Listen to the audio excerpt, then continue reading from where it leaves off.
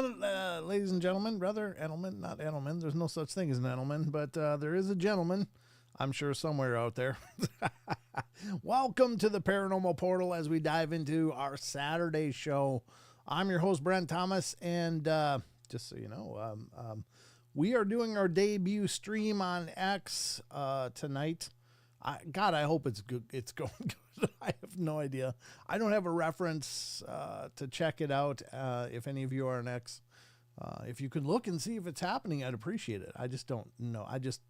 I'm just spreading the blanket as wide as I can to let people know I'm out here. I'm doing my thing, and I'd love for you to join me. So if you're new to the show, know that we do these live streams every Wednesday, Friday, Saturday at 7 p.m. Pacific Standard Time, 10 p.m. Eastern, or whatever the hell that means for your time zones. You'll have to sort that out. That's way too much math for me. So I have hopefully a great show lined up for you guys today. Of course, that's always my objective, is to do my best to keep you guys entertained and happy. So hopefully you'll be entertained and happy, at least by the end of all this. We do these 2-hour shows. This is absolutely commercial free. So, you know, I mean, what more could you ask? I'm not even sure.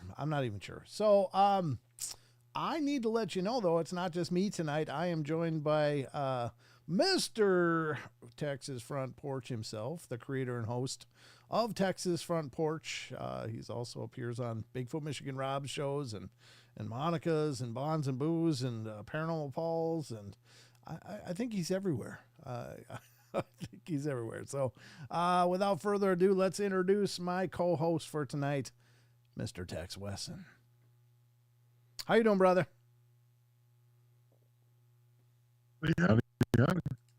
Howdy. Yeah, sorry, we had a leg spike there for a second. We got it. It takes a while. My computer's this rusty old dinosaur that's churning away as hard as it can. You know, I'm taking donations personally. There you go. Yeah, there you go. I'll just milk the audience like, yeah, Daddy needs a new PC. See, what you need to do is YouTube has got this thing now, and I don't know if you've seen it pop up, but you can set goals for every show. I did see that. I did it once, and it works out pretty good. Does it really? Yeah. I just have a hard time asking for anything. You know, it's like I know this is a real tough time for a lot of us, and you know, and it is. Certainly I'm not making buckets of cash here doing this. I'm making a living, but I'm not making a buckets of cash. So, you know, it's gotta be, you know, you gotta be smart with your dollars and cents. And it's really hard to ask for help because it's like, well, man, I know the struggle's real for me. So, you know. Yeah, I have the biggest problem going, hey, give me your money. Yeah, exactly. So it's like, I agree. And you know, what am I getting out of return? Yeah. Which kind of brings me to a point I want to get out there, buddy. You're going to start seeing some changes on the Front Porch channel. Oh, cool. What's going on? Yeah, they're going to be good changes. So, the members are going to be getting a lot more stuff. I thought about going down the Patreon route, but I really don't have anything that's like that I think should be hid behind the paywall to say, you know, I mean, I just really don't. You could do your Speedo episode or something, you know. Well, maybe that's I guess, you know, if I wanted to, you know, do a no pants episode. Well, I'm not wearing pants now, Tex, as far as anybody knows. But I don't know. But it's like if you know, I set a goal, you know, for what I did something. I don't know what it was. I set a goal for, if I get this, I'll sing this song or whatever. Like, you know, something where I can make a fool of myself. You know. Have you seen this show? I make a fool of myself every week, dude. But no, I feel you. I'm very animated today. Have y'all noticed that? I'm like all over with my hands. That works out good. That works out good, brother. But anyway, we have got a lot on the docket today in the portal here in our journey through the worlds of strange and unusual stuff. And obviously, we're going to hit the news. And that'll be coming shortly. And then we're going to get the Discord question of the week, which is our opportunity to ask you guys. Special thanks to Chucky Danger for keeping that fresh and productive. I appreciate it a bunch. And Chucky's been an amazing help to me personally. So he comes up with all the questions and you guys come up with the answers and then I just read it. So wait, pants are required? No, they're not really. Phil, you can be naked out there if you want to be. Absolutely, go right ahead. As long as you're not on camera, it all goes. Of course, I have rules a little bit attached to what I do because I am monetized. So there you go. A special hello to X. I just set it up to X. We are streaming live on YouTube, on Rumble, on Twitch, and now on X. So we're on 4 platforms right now. I don't know if anybody's watching over on X or not, but it's just kind of exciting. Just another thing, and I'm going to be doing Facebook next, so it should be 5 platforms, streaming live on every live stream. So hopefully people appreciate that and come and hang out with us. I can't find you on X. Vincent says somebody who was it they did check X and said it was working. So it was Kat Doherty who said X is working. So amen. I'm so glad. I just set it up today, but I'm kind of excited about that,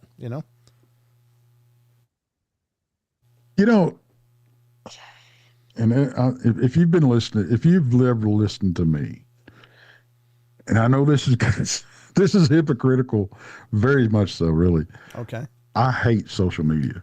Okay. But here I am, I'm on YouTube, running my mouth. Mm-hmm. But the rest of it, I could care less. Yeah. I honestly, full disclosure, the only reason I'm on social media is for these shows. I mean, I used to have a personal page years and years ago, but I haven't touched it for years and years. It's probably still floating out there in the ether somewhere, but I don't even know how to log into the thing anymore. But yeah, spirit fingers. But yeah, I'm with you. I'm not like a social media butterfly. I think that's generations younger than me appreciate that a lot more than I do, but I think it's a great way to spread the information and let people know what's going on, Right. So it is good for that. But Tex, you ready to get into some news? Oh, absolutely. Let's do it. All right, ladies and gentlemen, and please be patient. We do get lag spikes here, but it's not actually latency. It's actually my computer trying to keep up with all the crap I got going on here. So no, it's the evil platforms that we use. It's their fault. It's a conspiracy.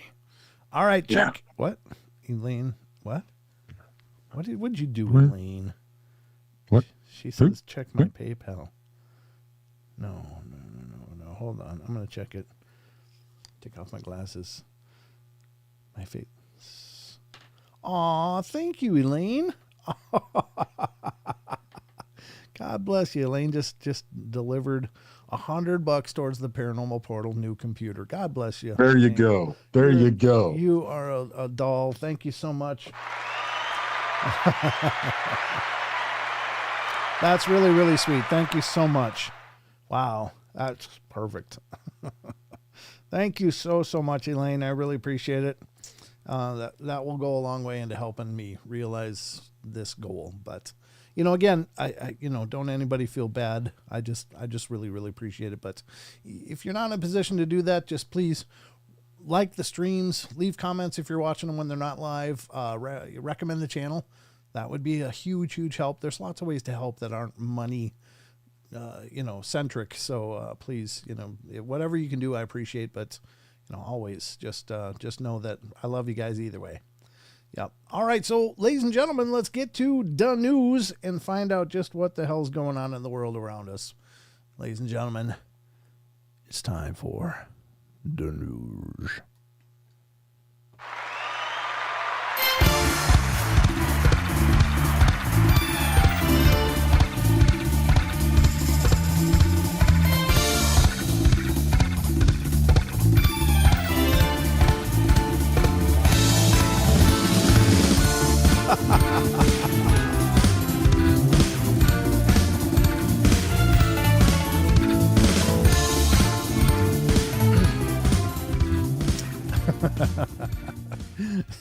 MW Weston said, please, no business stuff.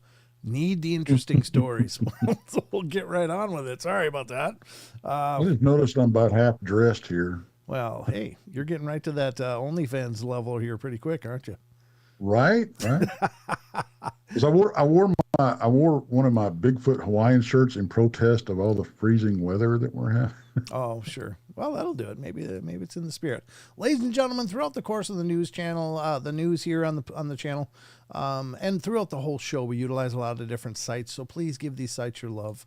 These are so well done, and I just want to support them as much as we can, just to keep their lights on. Your traffic equals revenue for them. It helps build exposure to what they're doing. So please support these sites. There's so much more going on in these sites than we could ever do in a million shows. So visit them, give them your love. The first site we're going to be utilizing tonight is basically the news site for the Paranormal Portal. And this is a site called unexplained-mysteries.com. And this is coming from their space and astronomy files. It is a giant metallic ring falls from the sky above small village in Kenya. Look at that. I think it's man-made. What do you think, Tex? I'm going to go on a limb here and say yes. Yeah, I mean, you see the rivets. It's like, well, that's probably not ET. That's probably not extraterrestrial. That's a nice ring, though, for whatever that would be used for.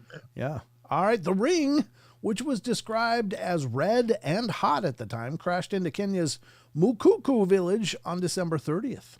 Measuring approximately 2.5 meters in diameter and weighing 500 kilograms, the metallic ring could have easily proven lethal if it had happened to hit someone when it landed. Yeah, generally speaking, big metal stuff from the sky will kill you. I mean, just public service message. According to the Kenyan Space Agency, the object is most likely to be a fragment of a rocket that should have burned up in the atmosphere but survived re-entry and hit the ground instead. Preliminary assessments indicate that the fallen object is a separation ring from a launch vehicle, the agency said. There are many pieces of debris in space, and one cannot be 100% certain which will fall and where. However, most debris burns up in the atmosphere, and incidents like this are extremely rare, which is good. If it was common, we'd be in a fresh kind of hell. Look at the size of that thing, Tex. Oof. That's a big ring. Okay. So it is, and I'm surprised it didn't burn up. Yeah. I mean, you can tell it got plenty hot just looking at the patina on there, but yeah, that's pretty crazy. Big ring. Okay. Well, that's the first story. You may not have heard that anywhere else, but you heard it here on the news. Again, this isn't always paranormal. It's just interesting stuff that I pull up and we discuss. So that's the first article. Hope you feel like you learned something new. And we're going to get to... Go ahead, Tex. Sorry. I was just looking at Maggie's comment. One ring to rule them all. That's right. Well, there'll be I'm sure a fellowship of sorts forming in Kenya anytime now. But I got another story for you. I got actually two more. And here's the next one. This comes from Creatures, Myths, and Legends from unexplained-mysteries.com. And this one's kind of interesting. And a little tragic, and I think everybody's going to be familiar with at least the backstory on this one. This is, of course, having to do with the Slender Man based attack, I guess, in Wisconsin. So if you're familiar with that, you're going to kind of understand the meats and taters of this story. But this one is also from unexplained-mysteries.com. Court offers update on release of Wisconsin Slender Man attacker. And of course, is there a Slender Man? Well, there probably wasn't, but maybe there is now because of the amount of people that have given their belief to such things. I think there is a possibility that Tex, that we bring things into existence just by believing in them. What do you think? Yeah, I think we have the power to manifest our stuff ourselves, especially when you talk about as many people that talk about this and everything. The power of a collective mind is, if it didn't work, prayer wouldn't work. Just saying. Very true. I guess that's very true. And you're right, Deborah. I don't have the ghost radar on, but I will now. Thank you for the reminder. Setting up the session. Ghost radar is another facet of the Paranormal Portal where I run this little cheesy ghost app here on the computer, and it lets us know if maybe anything is in the neighborhood. And we'll see what happens. A lot of times it's very quiet. Sometimes it pops off, and it's kind of interesting. So we'll see what happens with the ghost radar tonight. But here we go. Let's get into the story dealing with the Slender Man attack that happened in Wisconsin. Morgan Geyser, now 22, stabbed her classmate Peyton Lautner in 2014 in an attempt to please a fictional entity. Or is it? It was a crime that made headlines not only across North America, but across the world. A vicious attack so disturbing that it was difficult to believe that such a thing could actually happen. It involved Anissa Weir and Morgan Geyser, two 12-year-old schoolgirls, who lured one of their 6th grade classmates out to a woodland park in Wisconsin before stabbing her repeatedly with a knife.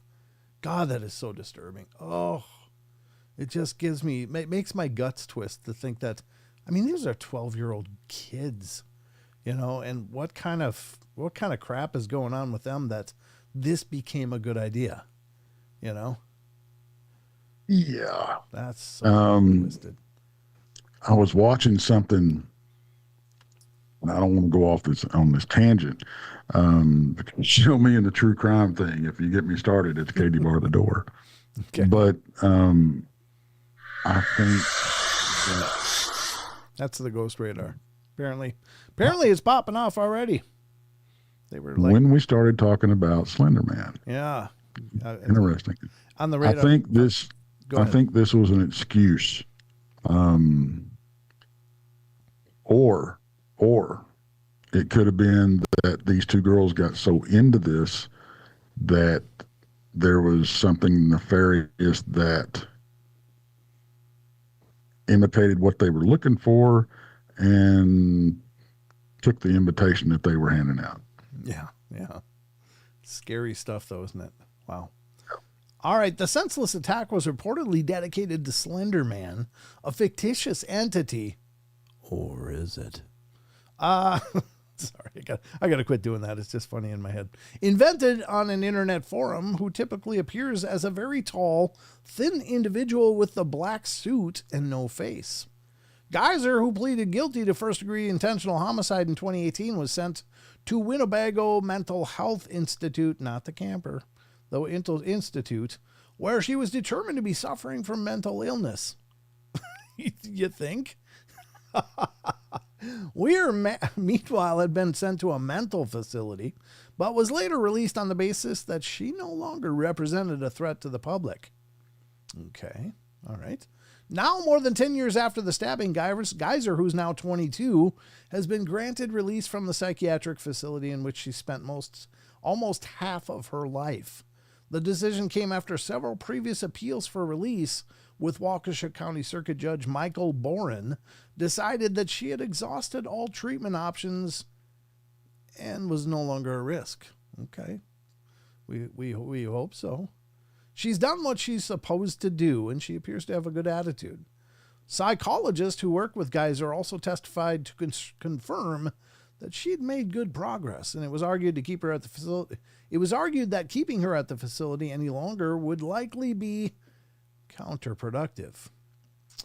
I wonder how the victim feels about this, just out of curiosity. I mean, did anybody think to ask? Like, not that this poor little girl needs a bunch of reporters in her face, but did anybody ask? And is there feedback from her family? Like, hey, we're not happy with this. Well, and I don't know if this works as like the same as a parole board, because I know, in a parole review, the victims can come in and give a statement. Sure. Yeah. So I don't know if it works the same with this or not. Yeah, maybe. Yeah, that's a good point. She might have actually been there and been a part of the hearings. Like, I've moved on. I'm okay, and glad everything worked out. Have a good life. Or she's like, hell no, leave her in the cage. I'm fearing for my life. Right. Yeah, I don't know either. But there you go. That's an update Apparently, they're both out now. I don't know how you guys feel about that, but I'd be certainly concerned because that kind of damage just doesn't disappear necessarily. If a person is driven to that length, there's obviously some association issues in their life at the very least, and God only knows what else. But anyway, they're out, so I guess time will tell. Unfortunately, hopefully it's a happy ending. Is all I can say. Yeah. So, and Dog Digger over in Rumble says, "Hey Tex, just so you know." Howdy, howdy. All right, let's continue on because that was that story, and that was a quick one. But you said they were 22, right? they are now. They were 12 when they did it, so yeah, it's 20 years ago. And that is a long sentence, but I mean, we're not talking about somebody that just decided to steal some Tic Tacs or something. They literally tried to sacrifice a girl to a potentially imagined deity, entity, whatever. So it's pretty extreme, I'm not sure how I feel about it. I mean, I'm all for giving people a shot if they've worked their crap out, but how do you know? I mean, because that kind of damage runs deep. That's not just I think everything should be mine because I deserve it. It's it's trying to take someone's life, and a little 12-year-old school friend at that. It's like, oh, wow, horrible story all around. Normally, that's not something that. I'm not saying it's impossible, but normally that's not something that you. And plus, being locked up like that can cause damage in the first place. I hope. Yes. I hope they're better. I hope they are. Yeah. And I hope it. I wish them the best. But like you said, time will tell. Time will tell, and it's a real dice roll at the best. That's crazy. Very crazy stuff. So, here we go to the UFO phenomena for our next story, and God hopes it goes good. This is the last story on our newscast for the night, and then we'll move on to more stuff. But this is from unexplained-mysteries.com, the UFO phenomena. And wait for my computer to catch up. There it goes. I push the button, and then like 5 seconds later, something happens. Ugh. All right, former astronaut saw two smooth metal spheres while flying over Texas. What's going on in Texas, Tex? Being as you're a local resident here. No, I didn't see them. I do know there's some hinky stuff going on around here. I mean, hinky stuff. I love the way you talk. Hinky. That's so hilarious. Sorry, I never hear those things unless I'm talking to you. That's one thing that I've never seen. Okay. I've never seen what you would call, a craft, I guess. Okay. I've seen weird stuff, but nothing like the triangle or cigar shaped or saucer or anything like that. Yeah. Maybe I know people that have. Maybe this is just double-aught buckshot. Maybe. Get off my lawn. No, I'm just kidding. All right, well, let's check it out. NASA's Leroy Chow had a close encounter with something he couldn't explain while flying his seaplane in 2023. Chow, who flew on 3 space shuttle missions and also served aboard the International Space Station for several months as commander of Expedition 10, left NASA in 2005 and has since become a successful entrepreneur, motivational speaker, and engineering consultant in the private sector. Well, at the time of the sighting took place, he had been flying his private 4-seat seaplane over Texas when he observed what he described as two perfectly smooth spheres at an altitude of around 9,000 feet.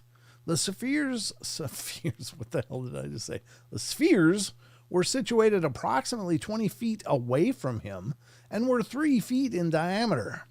I didn't see any visible means of propulsion, so I don't know what they would be.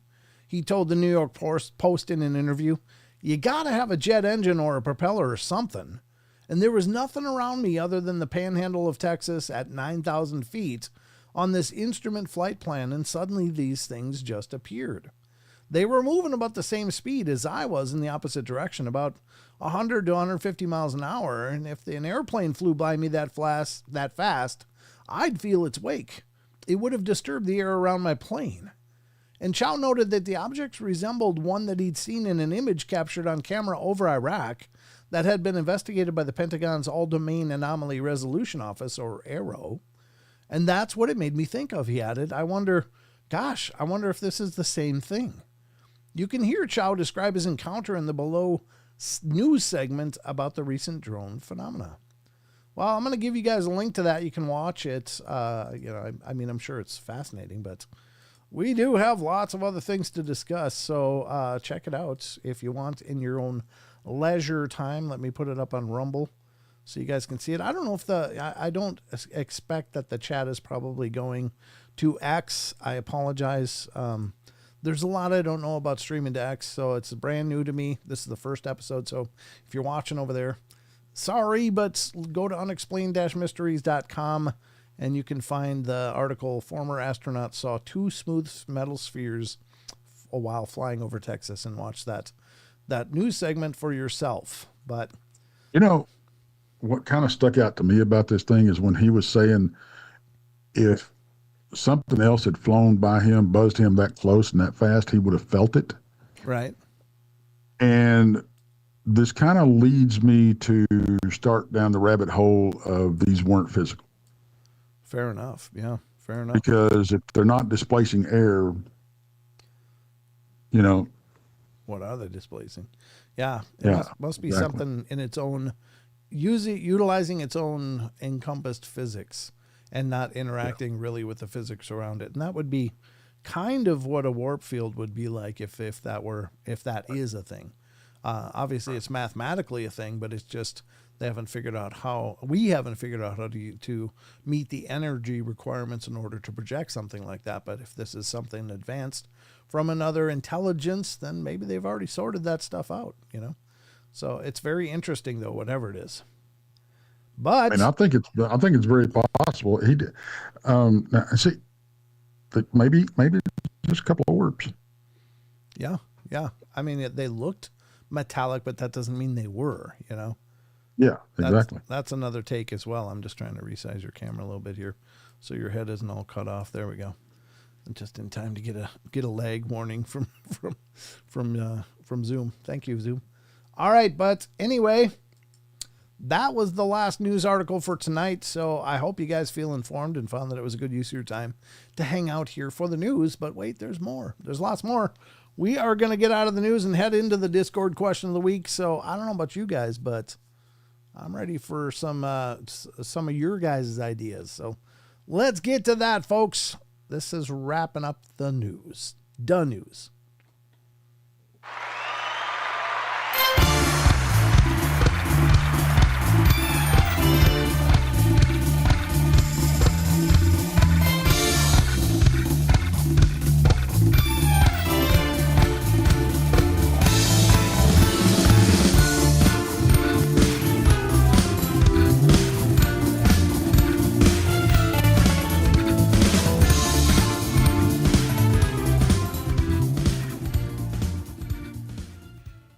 There you have it.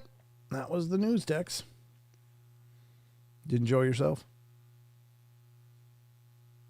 Oh, you're lagging. Hold on. Of course, like everything that you put up there as far as news stories, it leads to I'm sorry, we're getting a lot this more questions. enormous lag spike, but yeah, I think we got what you said. That everything I put up there leads to more questions. Is that what you meant? Okay. I'm learning to speak fluent lag text. There you go. Thank you, my computer, you bastard. All right. Anyway, I'm resizing you here so your head isn't cut off again as well. There we go. Now you look handsome. Okay. I wouldn't go that far. Oh, I would. You're a sexy hunk of Southern love, brother. Hunk of barn in love, baby. Well, that's right. Thank you very much. All right. We have to get to the Discord question of the week now, folks. And if you're not familiar with this, we have a Discord server. You're welcome to join it. If one of my mods out there would put a post in the chat, at least on YouTube.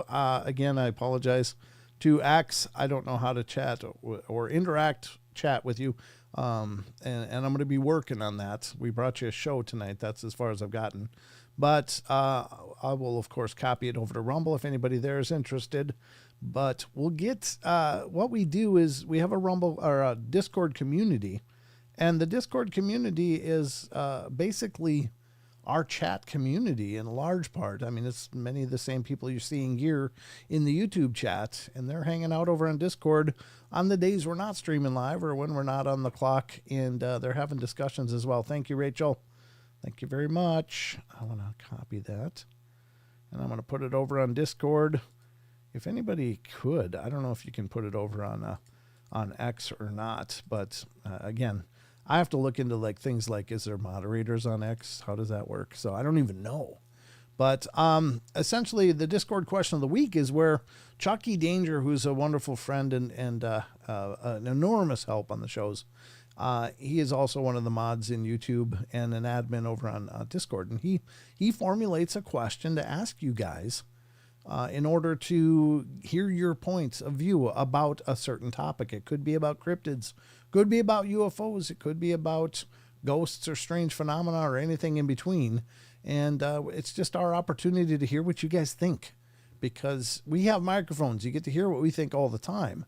But you guys have brought up some great points and some great angles to look at this that I probably never would have thought of in 100 years. So you guys have helped me a bunch just with that.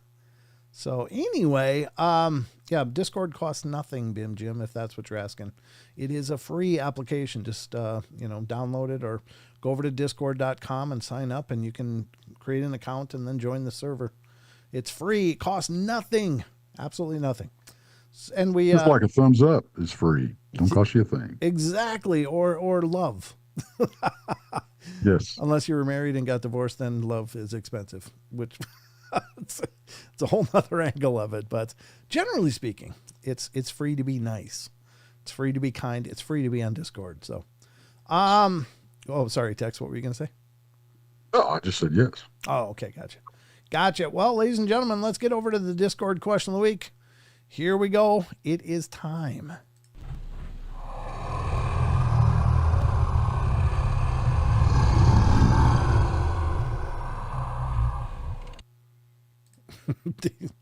All right, here we go. This is Discord, ladies and gentlemen, and I'm going to put it up on screen right now.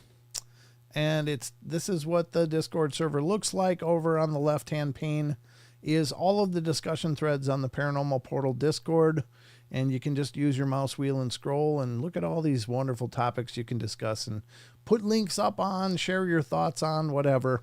But there's also a tutorials in here, Discord tutorials right there. And that is a great way to familiarize yourself with Discord if you aren't already familiar.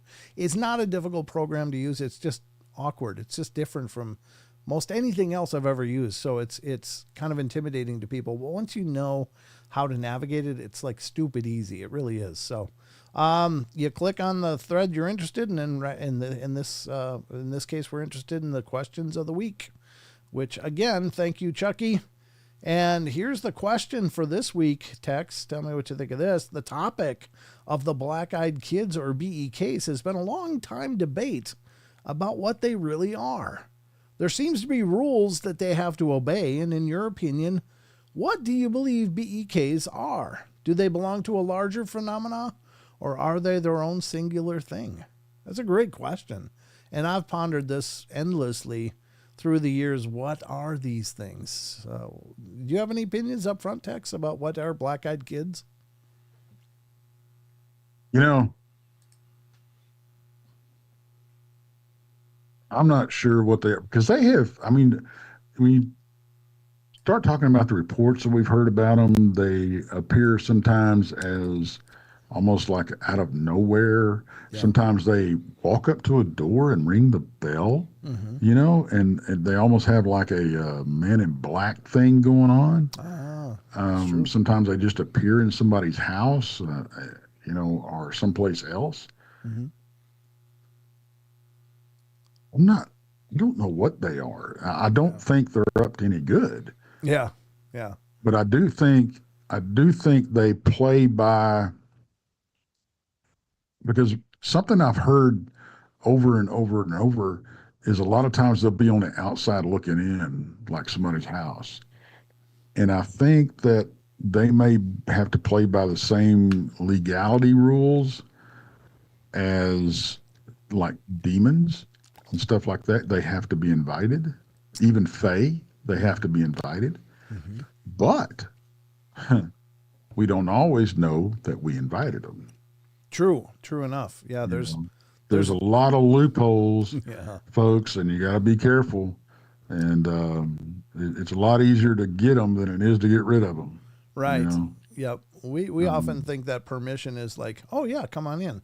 But there can be a lot of ways to express permission that might be loopholes, like you said. That's a really good point. Yeah. Yep. Certainly. I mean, if you start talking about the Fae, permission or an invitation is as simple as a welcome mat outside your front door. Sure. Yeah. Yeah. I saw that movie Renfield, and I've said this a few times in the last several months. But did you ever see that one with Nicolas Cage? I haven't watched that yet. Oh. Because when I saw it pop up, I went, "Oh, really?" So I didn't watch it. But I keep hearing from you and some others that it's actually a decent movie. It's okay. I wish I'd have watched it instead of the one that I watched last night. That was absolutely horrible. But, well, the part that I'm referencing is just that. It's this. Basically the movie centers around this guy, Renfield, the vampire's helper, and he's kind of like a minion of the main vampire. Well, he breaks away and kind of goes out on his own and just like, I'm done with this. And it's a cute movie, but eventually Renfield finds him. The guy comes home to his apartment and Renfield's already inside. And he's like, well, how the hell did you get in here? Because he wasn't invited. And then Renfield points over to the door and there's a welcome mat. And I started howling. I was like, oh, that's so clever. That is funny. Yep. But you're right. I guess that would probably count as permission. So let's get in. I mean, in the Fae world, according to what I've been told, it does. Oh, okay. I didn't know that. I have no such mats around my house. So that's at least a good start, right? Yeah. All right. Well, ZX81V2 comes in first and weighs in on this and says, BEKs treat like vampires. No, not let them in. Do not invite them in. Phone anyone? Get photos. Yeah, that's the surprising thing is that. But again, I think it's real easy to sit on the outside of these phenomena and go, oh, you had a phone, you should have taken photos. I think when you're afraid for your life, that's the last thing you're thinking is, oh, it's selfie time. I just don't.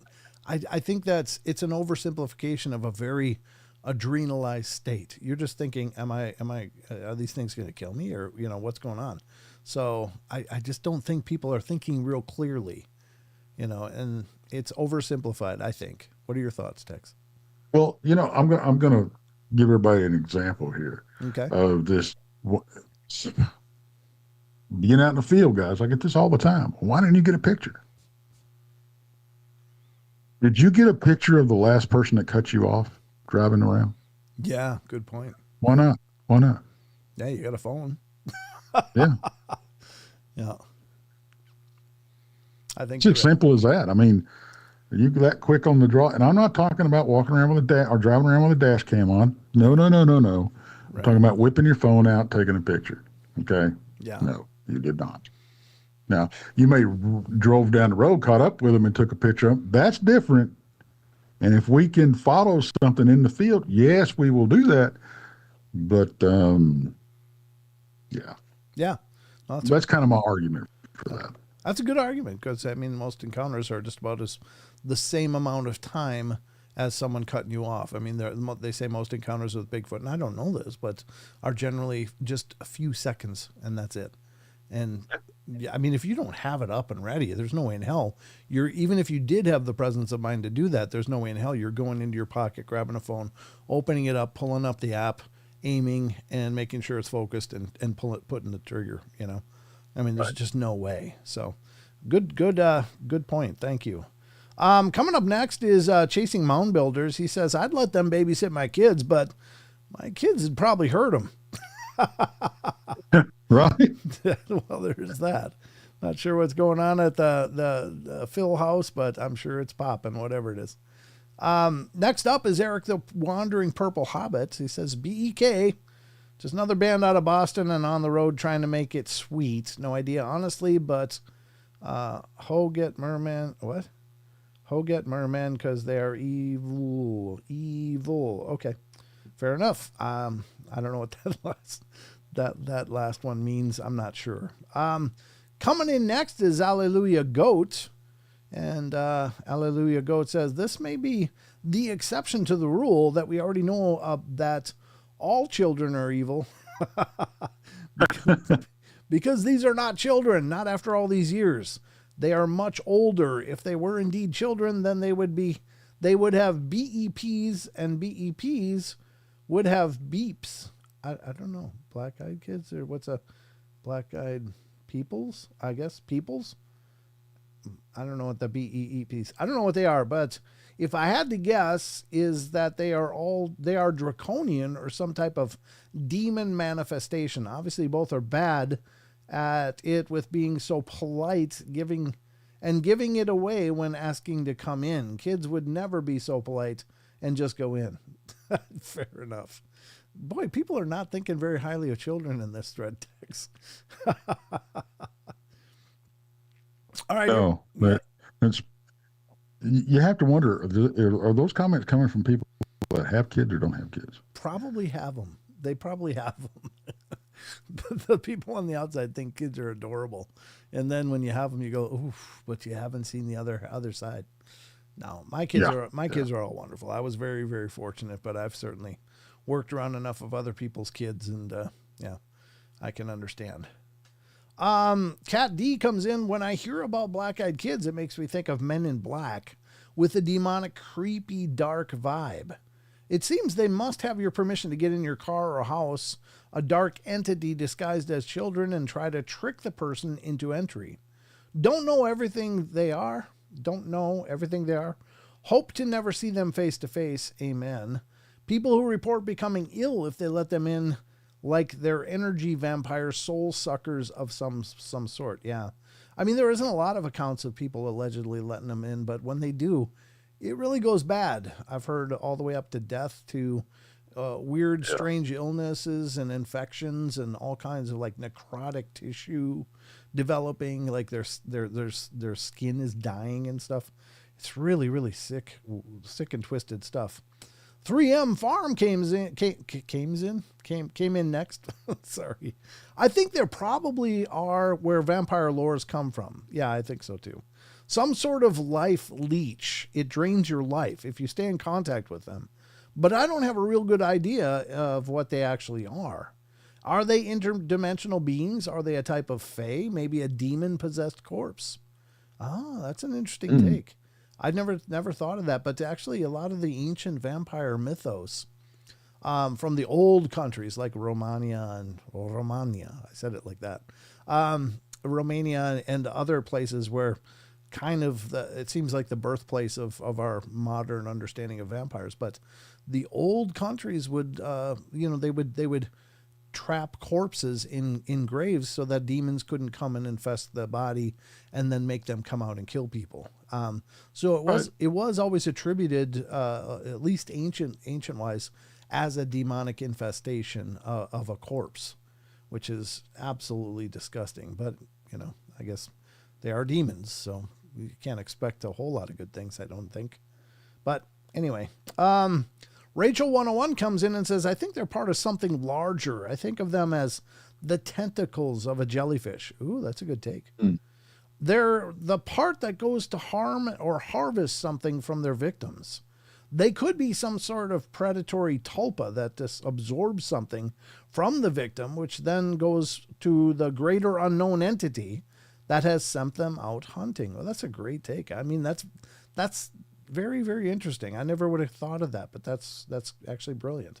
Could be right. I mean, any of you could be right, honestly. We just don't know.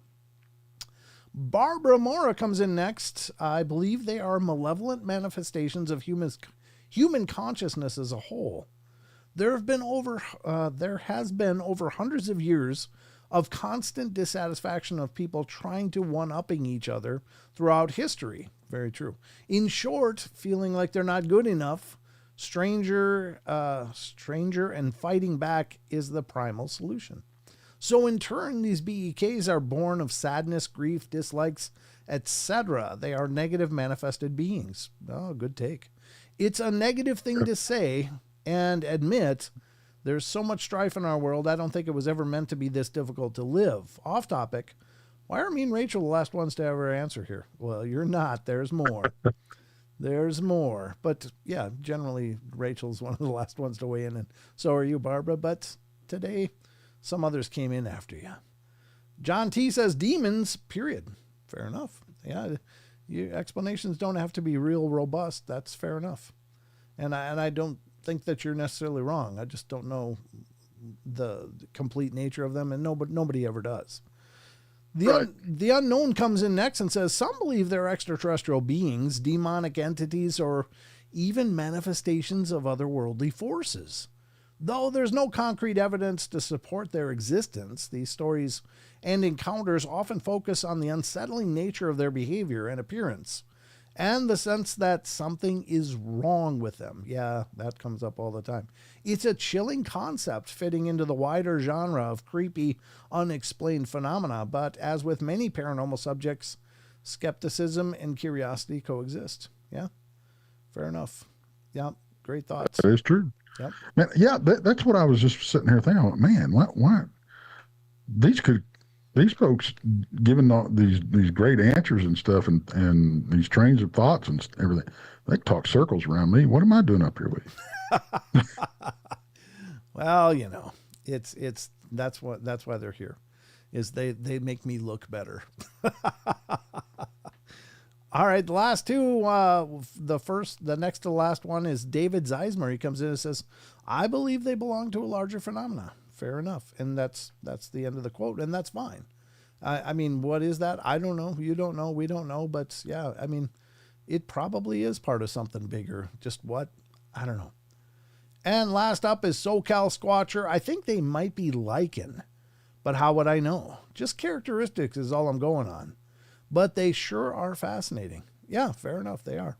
It is a fascinating phenomenon, but there's certainly strong parallels to at least the Hollywoodization of what we understand to be vampires. And you kind of wonder if that's because they kind of melded through time, maybe two very disparate phenomena, but they kind of melded and became this one thing in our movies and books and lore. But in reality, perhaps they were, for two very different phenomena, the vampire themselves, and then what we understand to be these black-eyed kids now. And black-eyed kids is a newer term. I think it's from 1996 with Brian Bethel. And I think he was in Washington, but I might be wrong. I can't ever remember where that guy was, or Texas. But he was the guy that kind of coined the term. But I don't think that was the birth of the phenomena. I just think he was maybe the first guy to go, hey, what the hell did I just experience? And decided to write about it, being an author and all. So, and he swears to this day that that was a very real experience. Like, it wasn't an embellishment, and he's been challenged many times on that and sticks to his story. So you got to give him a lot of credit for that. Well, and again, it may have been something that okay, let's go back to the Slender Man thing. Kind of tied this up in a nice little bow here. Maybe this was the black-eyed kids were something that he actually witnessed, right? Mm-hmm. But then the phenomenon took off, and we have brought it to the forefront. Yeah. And so we're giving it more power, this phenomenon, to manifest. The same thing with Slender Man. Maybe it was first observed, but it was just a one-off thing. Sure. But once the phenomenon took off, we give it more energy. Therefore, it's brought it to more of the forefront. Yeah, fair enough. I mean, and certainly, energy. But I've always been raised to believe energy follows intention, and certainly belief in a thing creates a more perhaps robust reality of that thing.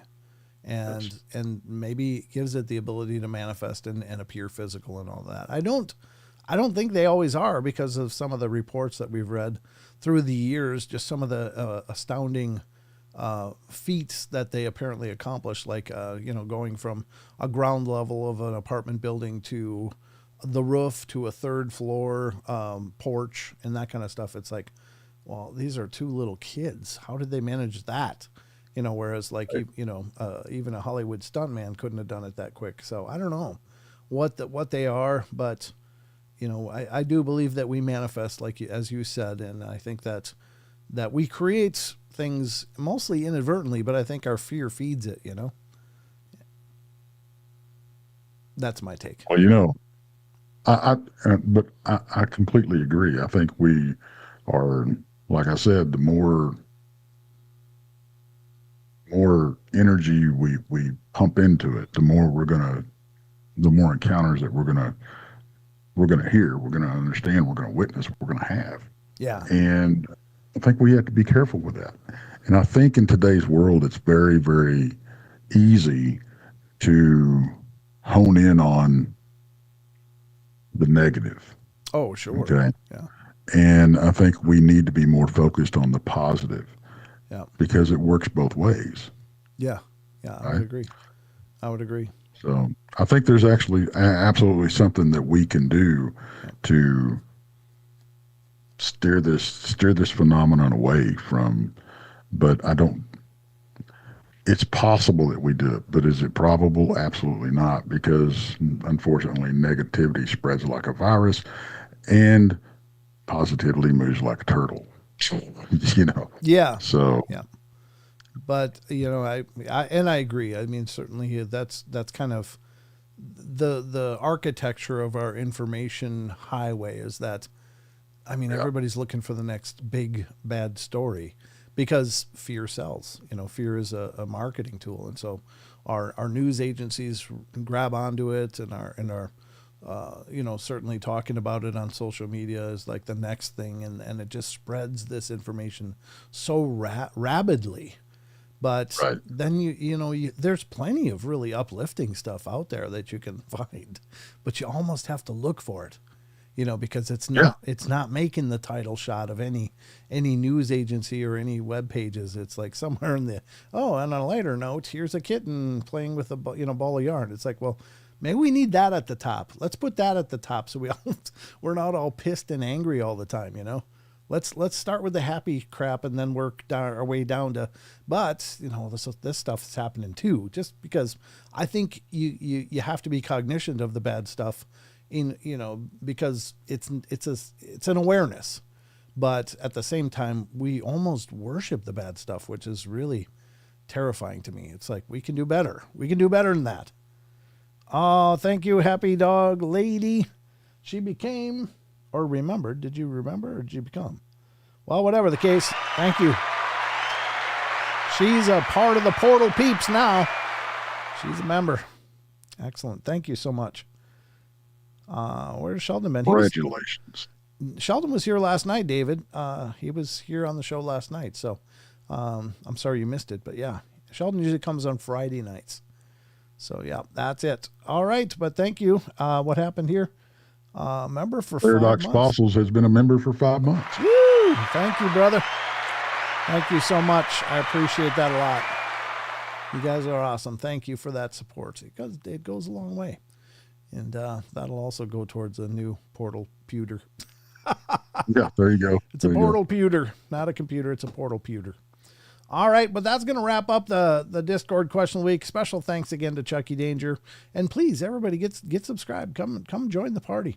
I just want to look while we're here, see if anybody joined as we've been talking. Let's see. Okay, everybody's welcoming. Oh, look at that. Steel City Stacker came in and joined us. Welcome. Glad to have you here, brother. Thank you very much. And we'll continue our journey. All right, that is it for the Discord question of the week. So wait for my computer to catch up. I did push a button. Is it just not working now? Pushed it again. There it goes. Oh my God, that was almost 10 seconds to text. Jeez.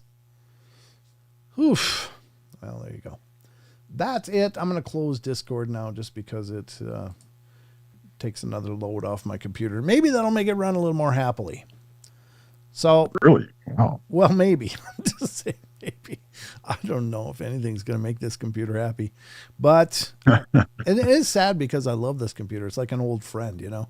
But it's God, right. They just get tired, and you know, everything's got a shelf life in this world, and certainly my computers, you know, I'll still probably use it as just a, you know, for video editing or something off to the side. I'll have to have a second setup here just to do video editing and then let it render a video while I come over here and do other things. I don't know.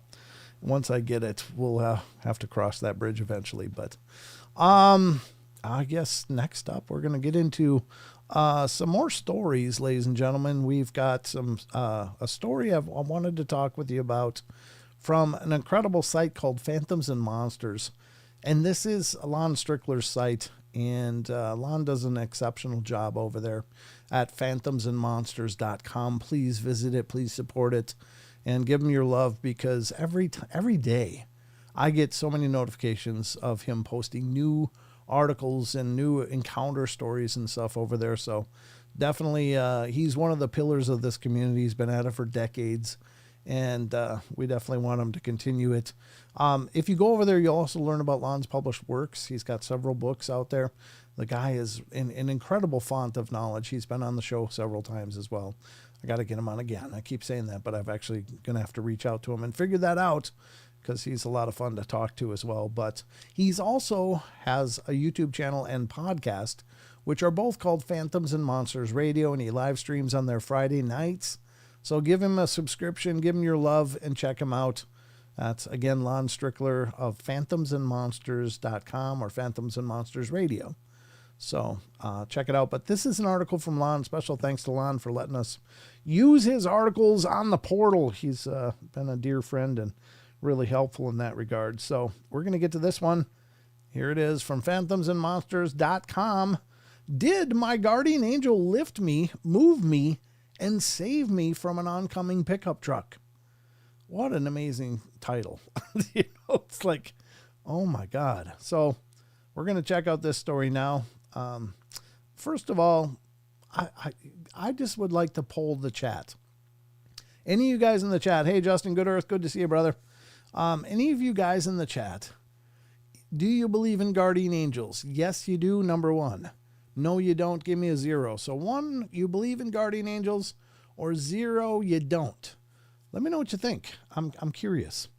I should probably figure out how to do polls and stuff, but we do have several. All right, we got Nathan Nate with a 1. Steel City Stacker comes in with a 1.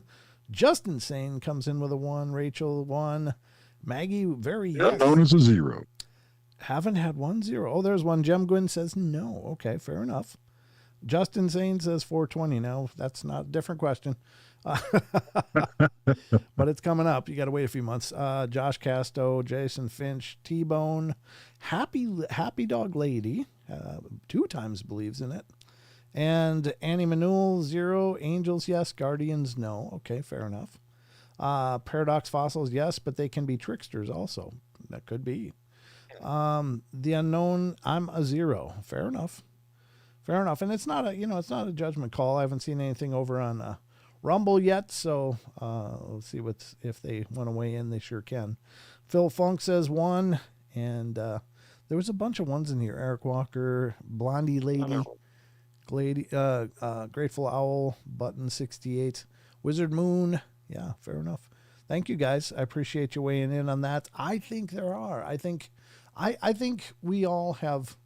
Maybe, I don't know if it's an angel or a guardian spirit of some kind. I mean, I don't pretend to know, but I do believe we have a benevolent energy around us that does look out for us. Perhaps it's more of a deity than an angel. I don't know. An omniscient deity. Maybe it's God, what we understand as God. Maybe it's our ancestors. Maybe it's these divine angelic beings. Whatever they are, I'm sure glad they're there. Because I love when these stories come up, and I went there. SoCal Squatcher says 1. I like Ike says 1, and Linda says 1. Okay, very good. There are good ones and bad ones. Are there good ones and bad ones? Maggie kind of chimed in here and says her mom says, I've had something watching over me since I was little.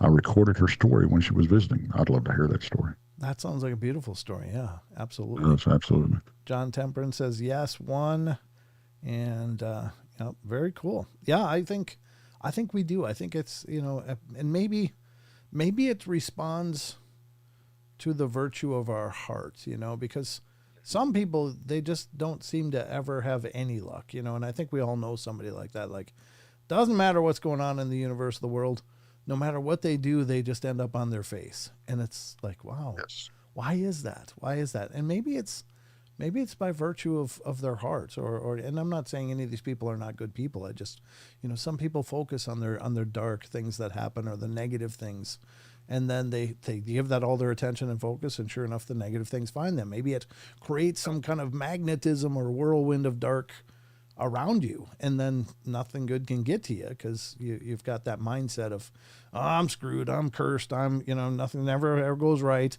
And sure Yeah, enough, the Eeyore yeah, mindset. right. But then there's other people that just seem to dance on the water. I mean, they just never, life just never seems to touch them.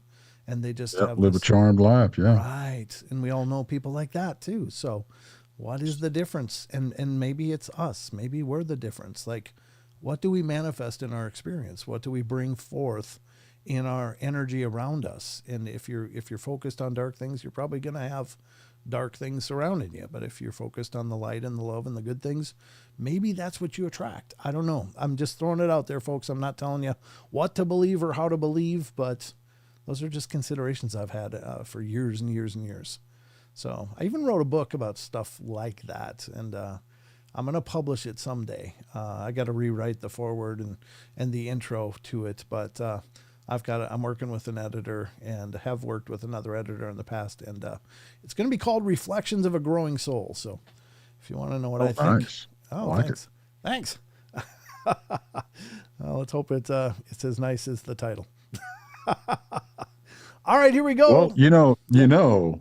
if you get it written and published by September, you could actually settle it at the conference. Oh, there you go. Yeah, Shameless plug. Yeah.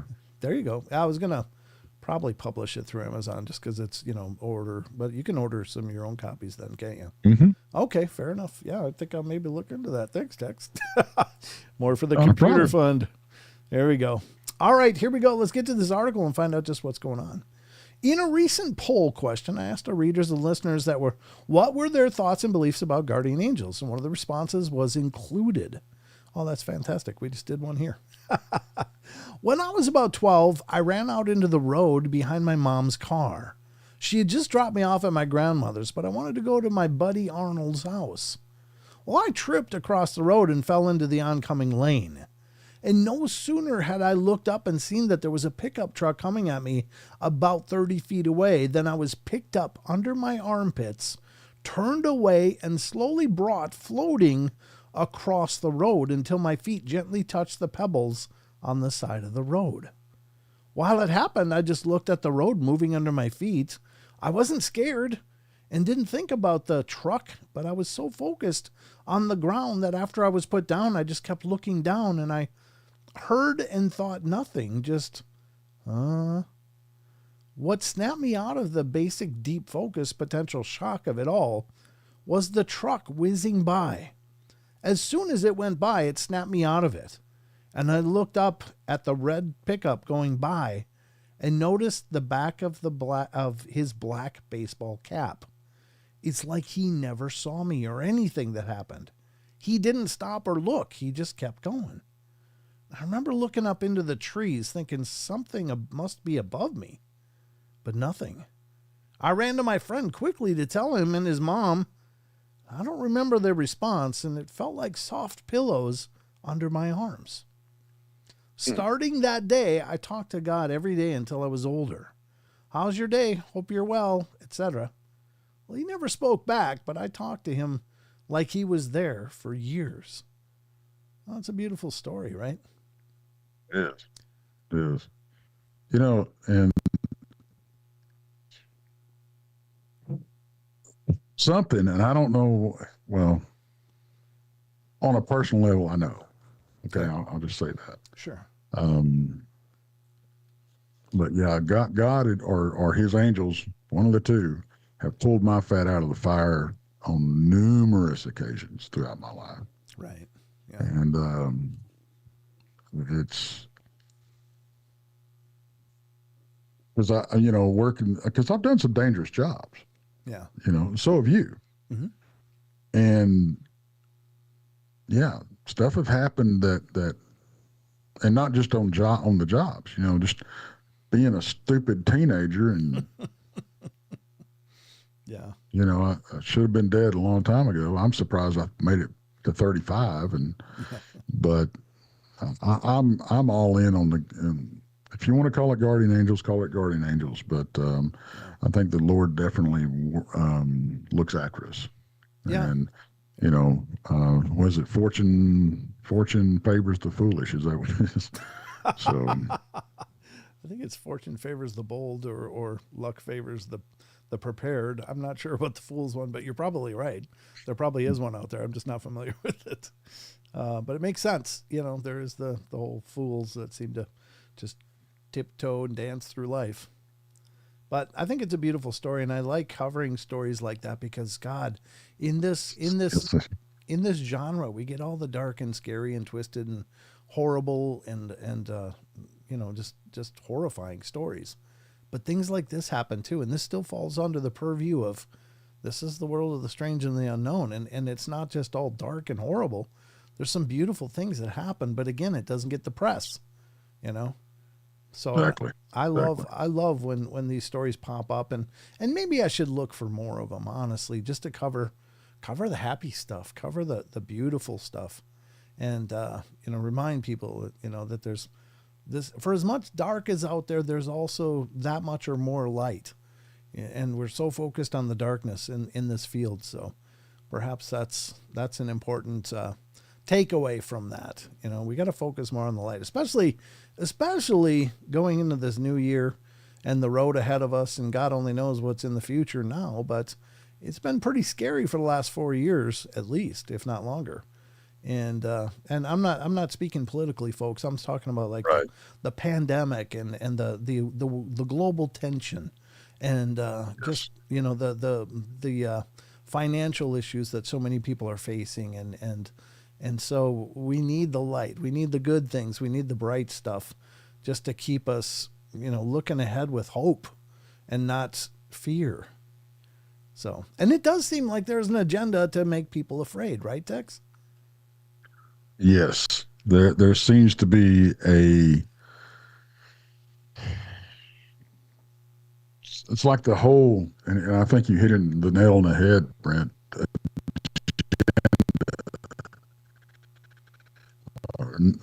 Narrative, whatever you want to call it, but I think agenda is Yeah.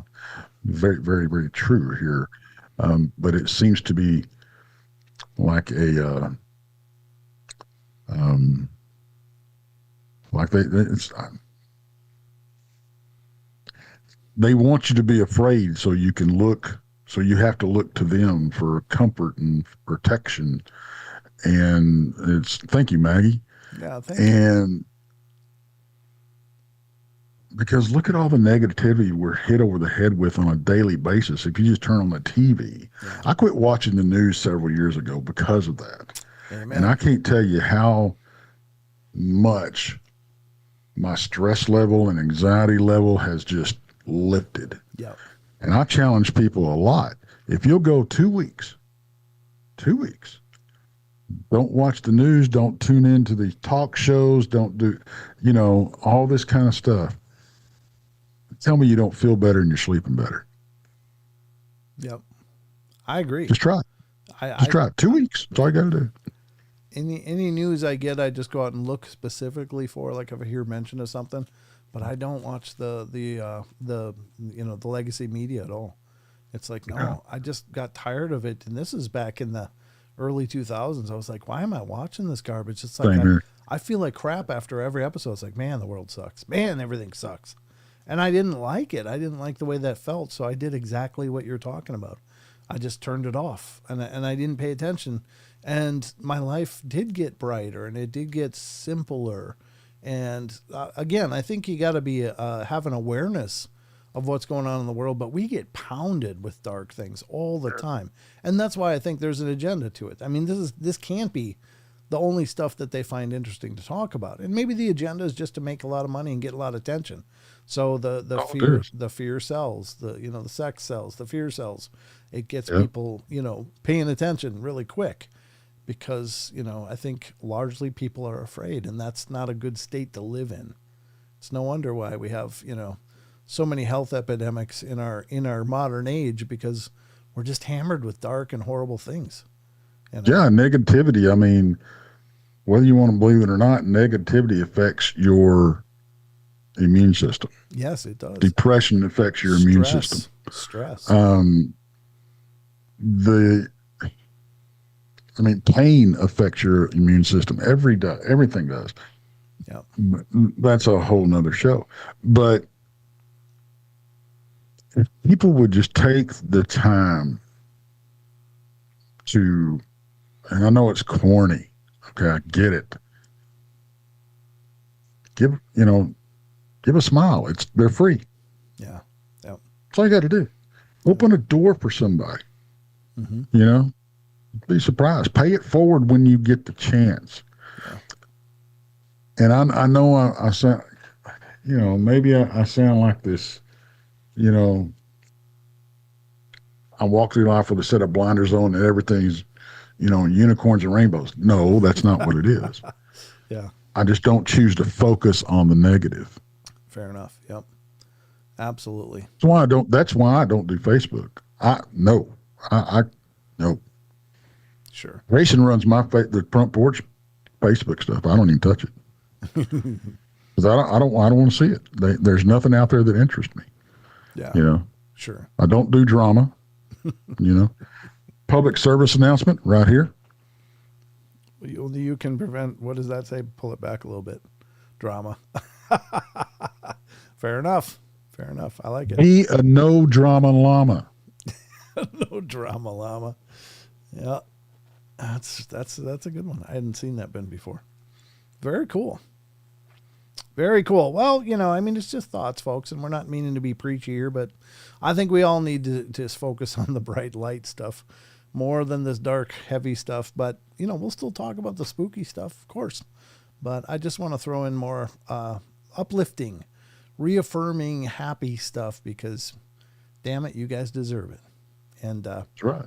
You know what else you deserve? Some of this.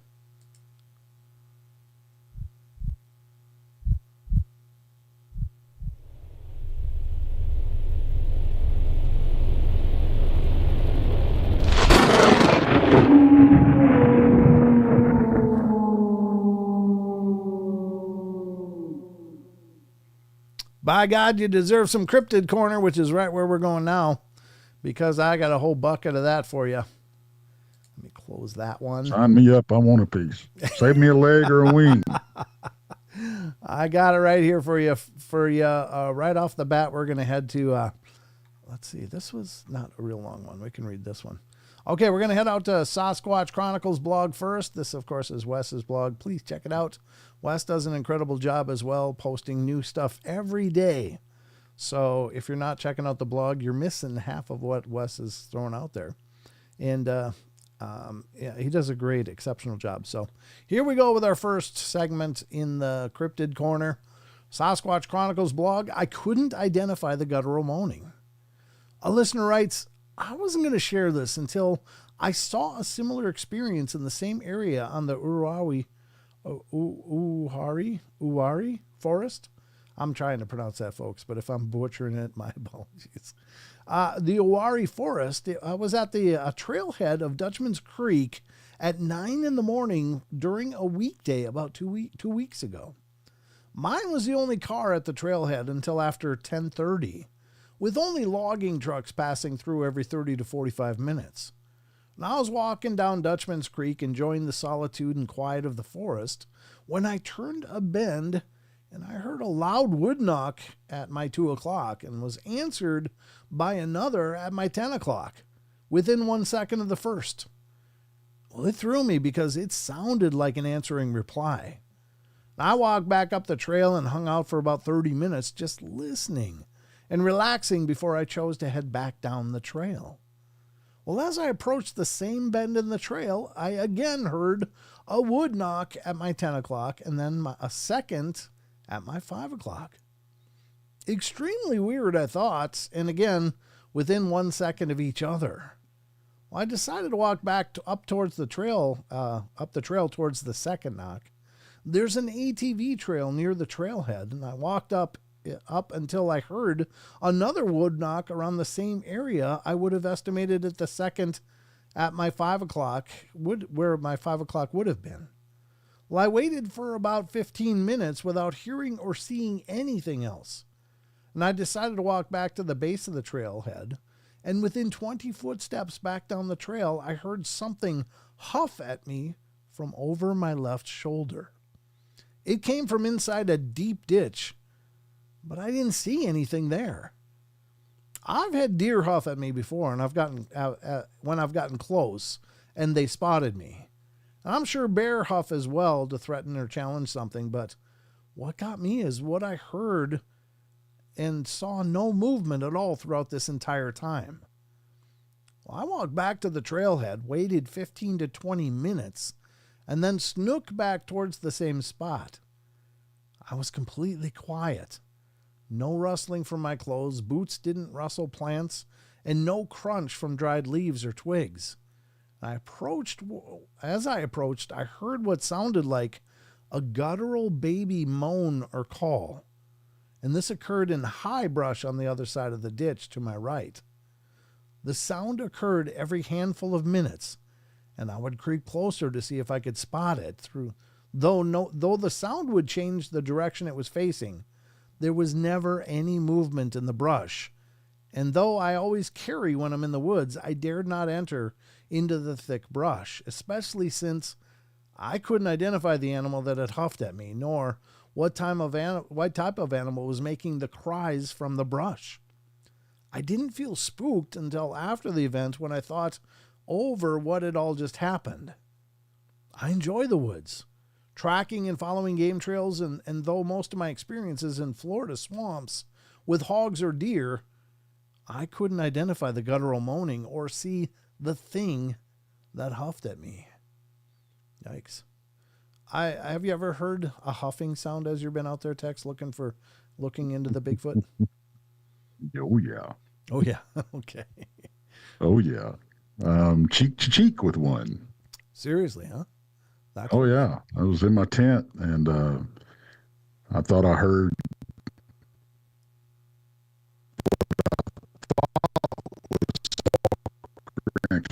tent. Our tents were set up on gravel. Yeah. And I hear these footsteps beside my tent, right? Uh-huh. And I thought, it was one of these guys get up, take a leak. Mm-hmm. And I'm thinking to myself, why are you coming over by my tent to take a leak? Go over by your own tent to take a leak, right? Yeah. And so, I'm on a cot, and it's got an air mattress on it and everything, and I'm laying there, and it's right up against the back wall of my tent. And I'm just laying there on my back, and because the wall of the tent's right here, and it stops right out, just right outside, right out here. Mm-hmm. And then right next to my ear, I get. Oh. And I'm going through my head trying to find what I guess you could call a normal thing that would be doing that. Right. And there's pigs in the area, the occasional bear. We've even had, when I was on the show, talked about the tigers, the whole 9 yards. Yeah. And it's a very active area. We've had Bigfoot, Dogman, that type of thing. Mm-hmm. I'm going through a laundry list of what this could be, right? But my next thought was, crap, my pistol's in my truck, right? So, like any good researcher, I rolled over, grabbed my phone, hit record on the voice recorder, and went back to sleep. When I listened to it the next day, and I've got this on the channel, I believe, yeah, you can hear mouth pops or wood knocks, whatever you want to call them, all around camp. Oh, wow. different distances, different, and all that kind of stuff. Yeah. Did I see what it was? Absolutely not. Do I have a pretty good idea? Yeah. Yeah, I mean, when you're thinking of like even wood knocks, and certainly huffs could be maybe explainable with several different, but when you're putting in wood knocks with that, what else knocks in the forest? I mean, branches fall occasionally. Woodpecker is very distinguishable. It doesn't just knock once. And like even a big pileated. We had pileateds by my house growing up, and they may not knock generally as fast as some of those other ones, but they'd be like, and it goes quicker and quicker and slower, and they have different speeds, but those are not a nocturnal animal either, though. And what you're Right. experiencing is in the night, right? Mhm. Yeah, that's pretty intense. Jeez, oof. Well, I mean, and of course, I'm not going to take up the show explaining everything that happened at that campsite Right, because there was numerous things that happened at that campsite at numerous times. right. Not just one time we'd been there. Of course, I go there a lot, and I've been out there by myself quite a bit, and so yeah, there's been quite a few things that happened out there. Yeah, Had one supposedly like I don't know what it was. I can't tell you what it was. I saw it, but it was dark, so I don't know. I can't tell you exactly what it was, but whatever it was, about 8 feet tall, and it ran right by my truck. So yeah. That is so intense. My hat's off to you. I'm interested in things like research like that, but I'm also like thinking I'd probably be, fudge stripe in my underwear. I mean, it's just like these things are so much bigger and stronger and adept and agile and potentially ferocious. Like if they were really pissed, you're probably not going to do anything except get hurt and maybe worse. And I don't know. I mean, just to go out there and put yourself essentially in harm's way, I think is a very brave thing. no, I don't know about all brave and stuff. You know, so it's like the old saying goes. There's a fine line between bravery and stupidity, and trust me, I have jumped that line on occasion. So You you found know, you found yourself I on don't I both don't sides. look at it as being brave. It's just and my experiences. You know, Yeah, and it's like I've ran into probably the scariest thing out there, and it didn't try to eat me then. Why is it going to try to eat me now? yeah, If it fair enough. does, it's gonna happen no matter where you're at or what you're doing. So your numbers up, your numbers up, Fair right? enough. And that's the way I look at it. Yeah, So I'm not going to go around hiding from doing what I love. right. Oh, Yeah, good point. Good point. I mean, and I think you're right. I don't think life is maybe as random as we think it is. Like, I think that when your time comes, it comes, and it'll come, however it comes, and there isn't pretty much a hill of crap you can do about it. It's just like when that clock rings, it's go time, and there's, you Well, know, it's like what we just talked about with guardian angels. That's the exact opposite of the spectrum. yeah, yeah, It was not your time. right, There's a reason that the truck did not. yep, There's a reason somebody moved you out of the way or moved whatever it was out of the way. yep, So yeah, nothing. Everything happens for a reason. yeah, and I guess You that's a weren't good done. takeaway. You weren't done cooking yet. Yeah. So Well, that's a good takeaway too, because I often have pondered that. It's like, well, how come that child got dragged out of the road? Just that last story, for example, that child got dragged out of the road and brought to safety, but so many other kids don't, and it's hard to comprehend and conceptualize. Well, why was their time up? They were so young? There must have been so much more that they could have lived for. Why that? absolutely, But I absolutely. can't pretend to understand the dynamics of all of this and what it all means and such, and perhaps there's a more profound meaning in it all when even the young fall, but it's hard to conceptualize. It just hurts. Yes. you know Yeah, first thing you want to do is you want to be mad at yeah, somebody. yeah. and as And a, I get it. and I as get a it. But parent I would be. I mean, it would destroy so much of me just to lose like my own child or any of my own oh children. yeah. It's like I would be angry, and it would be such a painful thing. I just my heart goes out to any parent that's lost a child. It's just Absolutely. it's Absolutely. just the most horrible version of hell that we can experience here. I'm pretty No sure. parents should outlive their children. That's just, Amen. Yep. that's Amen. just that's to me that's like a golden rule, and Yep. it doesn't always happen, but we're not the ones making the plans. So Yeah. Yeah. Granted, there was a lot of parents rearing children in the old days where they didn't have much for medical, if anything, and you just kind of had to survive whatever came along, and that's a whole different issue because there was no help. It's like, yeah, it's just the way it goes. But in our modern age, seeing children fall for whatever reason just feels painful. So oh, absolutely. I'm sure it was painful back then too. But I mean, I think there was, like, I don't know that this is true, but I suspect that the reason parents had 12 kids or 14 kids was because they never knew how many were actually going to make it. And what kind of life is that? I don't know. And they're made from a better metal than me by a long shot, but they were strong. All right, well, let's move to the next story. This one is back to phantoms and monsters now because there was a reason I used the image I did for the show tonight. And yeah, we're going to cover both of these. Okay. I was just checking the clock to see how we're doing, but we're going to go to phantoms and monsters and dig into this. This is witness observes gnome-like humanoid standing on Newfoundland beach. And I got a couple stories of like gnome-like things. So I thought, well, let's talk about those. We don't cover a lot of these. They don't come up that much, honestly. I'm sure they're out there. Maybe not always in our realm of existence, but they seem to pass through at least once in a while, and people do see them. And so we'll talk about this now. And this is the witness describes seeing a gnome wearing a red checkered jacket and a green pointy hat as it stares at the witness and family at their boat. I received the following account. I have chills down my spine just writing this, but I feel it's important to tell someone. This memory has been rooted in my head ever since I was about 8 years old.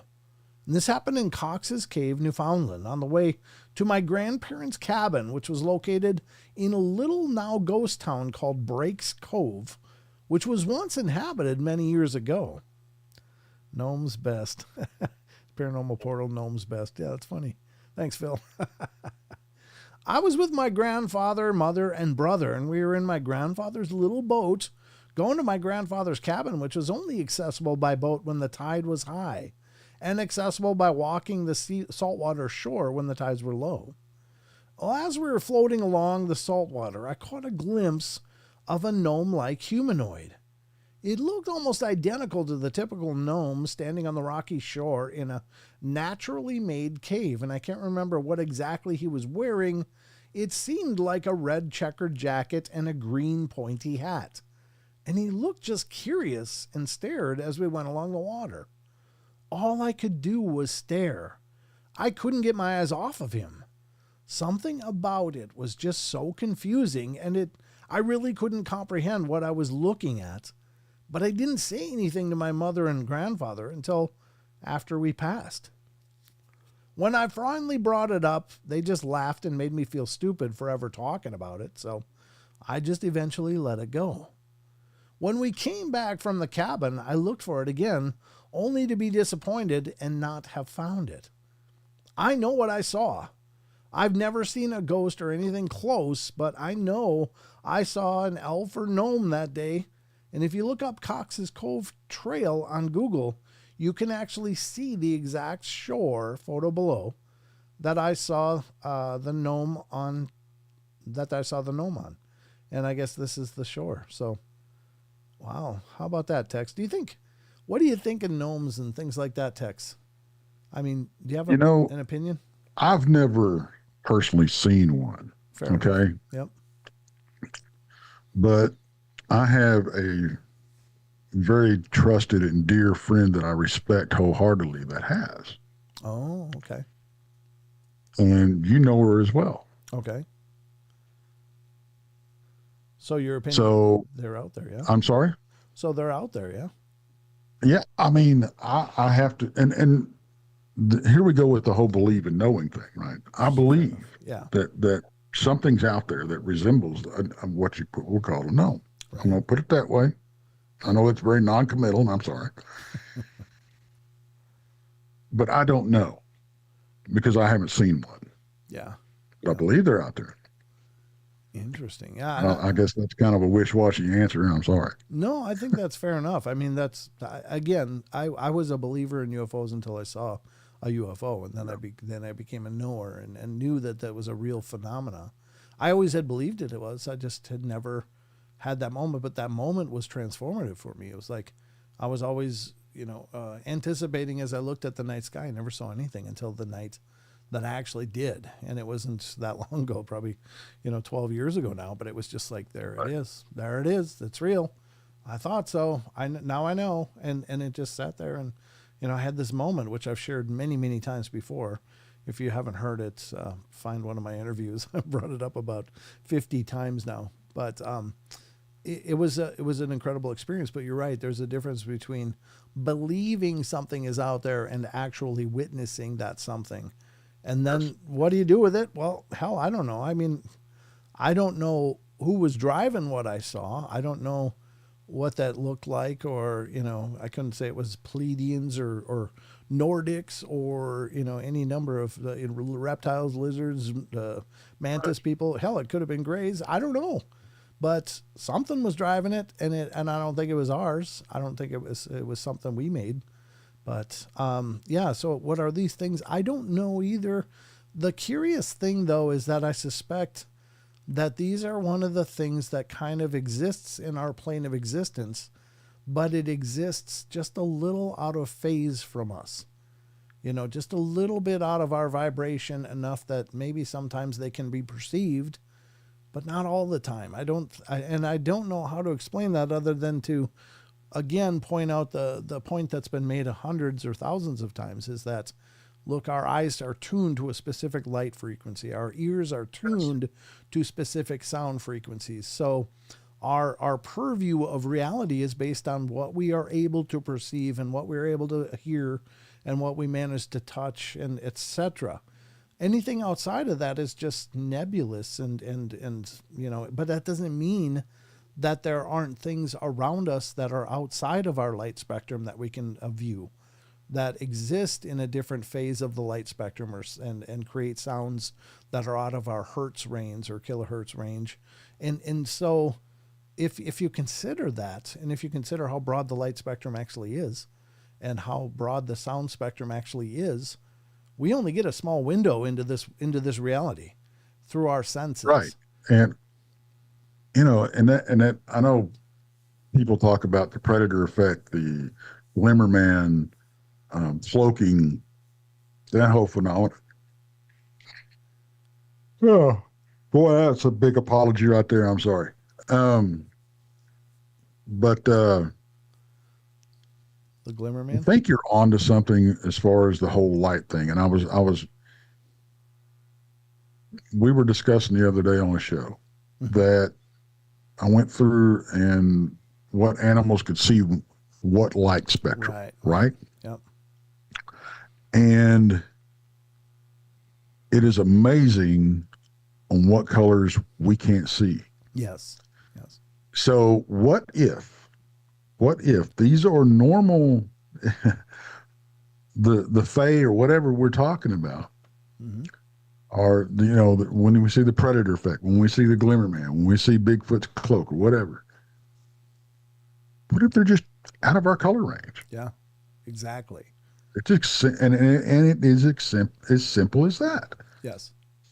It's not some super paranormal power they have. It's just we just can't see them because we don't have the tools. We don't have the tools. Exactly. Yep. Maggie's asking, do you think making fairy gardens might attract some of this phenomena at all? Yeah. Why not? Because, the flowers and the plants, exist in a wider spectrum than just our little part of it. And so perhaps that appeals to them because it's part of their reality as well. Like, I think all of the natural fauna And plants and stuff exist in all of these light spectrums too. It's not like reality is divided into what we see, that's where it exists, and that's all where it exists. All of this stuff exists across the spectrum too. It's just that we aren't able to perceive it outside of our little limited range. And so perhaps that does appeal to their senses. Like, oh, I love those flowers. That's great. And maybe that'll attract them. I can't say for sure that it does, but these old wisdoms are based on something. And so at the very least, it's a sweet gesture, and it's probably always good to be planting plants, but at the best, yeah, maybe it draws them in. Maybe it draws them into your experience. And you talk to Monica, about the Fae, and that's she's got a real deep understanding. Oh, of that yeah. stuff. Yeah. In fact, I got to get her back to do that. Yeah. So, but yeah, different vibration and spectrum. Exactly, Johnny. Yep, exactly. But I just think it's an important note, because it's easy for us to say, well, I can't see it. It doesn't exist. Well, in the most literal of terms, you're right, because it's not something that's in your experience. So it doesn't exist for you, but that doesn't mean it doesn't have existence. And that's there's a distinction there. A lot of people are like, I can't see it. I can't hear it. Can't touch it. Yeah. It's not real. Well, it's not real for you, Yeah. Well, the argument is that thousands of years ago, the color blue didn't exist because we didn't have a name for it. Oh, okay. I wonder if we saw it, or if that's some kind of adaptation that happened through the years. I wonder if we were visually able to perceive it, but we didn't have a name for it, or was it just not part of the light spectrum we could see at that time? Because I'm sure our organisms have changed over the aeons that we've been around, and maybe our forebearers had a much wide, like this stuff was maybe very much a part of their experience because they could see it. Then maybe when we were closer to our climbing up the food chain and stuff, maybe it was more important to see that stuff. But since we've established communities and safeties and cities and walls and borders and boundaries and the ability to shield ourselves, we just have lost that tuning for the wild stuff around us, because we don't need to see it as much as we did just to survive. There's that. Well, here's one for you. Yeah. Here's one for you. And we've all heard of it in the last couple of years. It's been huge. Mm-hmm. Blue light filters. Oh, yeah. But I look at my computer, I don't see any blue light unless it's something colored blue, but that's not what they're talking about. Right. Yeah. It's some kind of wavelength of the light spectrum that's really prevalent. That we don't, in LCDs. Yeah. Yeah. That we don't see, but that it affects us. Yeah. Yeah. So there you go. Yeah. Fair enough. Fair enough. Johnny Kilroy says, we live in a huge apartment, and when we leave this apartment, we sometimes meet at the exits. Right place, right time. Interesting. People that take mushrooms rewire neural pathways that allow them to see these UV colors for a short period of time. Chucky Danger says that. Yeah, certainly there's that capacity. I'm sure the mechanisms are still within us to see things like maybe our ancient ancestors could, but and maybe by use of psychotropic, psychedelics, whatever, maybe re-trigger those to become more active, as you're suggesting, Chucky, and maybe it reawakens that for at least a limited period of time. So that's an interesting take as well. Yeah, good points. Great points. Not something that I will be experimenting with. I'm just saying. Yeah, no, I agreed. I'm not. I think I'm pretty well beyond the experimental phases of my life, and so I won't be diving into a bucket of shrooms to see if that's true. But it is at least a very profound possibility. So let's get to this next one while we still got time. And this is from December 21st on phantomsandmonsters.com. Duende encountered in Tampico, Tamaulipas, Mexico. I'm sorry if I'm brutalizing that. I only have a Midwestern palate, and I'm not very worldly, so I do my best, though. But duende are kind of interesting because they're very gnome-like. They're these miniature humanoid type beings, and of more of the Hispanic, Latin America, Central, South America. But in the south of the U.S., they're reported, well, maybe even more than that, but that certainly the name duende comes from the Hispanics. This is a little person, no bigger than 2 feet. It had the face of an old man with a fairly large nose and old, ragged clothes that looked like they were handmade, and a hat, something like a garden gnome. I received the following account. I grew up in Tampico, Tamaulipas, Mexico. This happened to me, my little brother, and my cousin. I was about 14 years old, and it was around dusk. And we decided to go play basketball in the outside courts, and it was still daylight when we first got there. And we usually start heading home about dusk or when the court lights come on. And it was only a few blocks away from our grandmother's house. When the lights come on is usually when the bigger kids get the court to play. But this time we were fortunate enough to have the whole court to ourselves. Well, we were shooting hoops like normal, nothing out of the ordinary, and the lights come on, but we're having fun anyway. The game was 21, so two of us would stand to the side of the hoop depending on the direction the ball would go so it wouldn't roll to the street. And on one of these shots that my cousin made, the ball just missed the hoop and bounced behind it. Well, I managed to grab it before leaving the court when I saw a strange creature.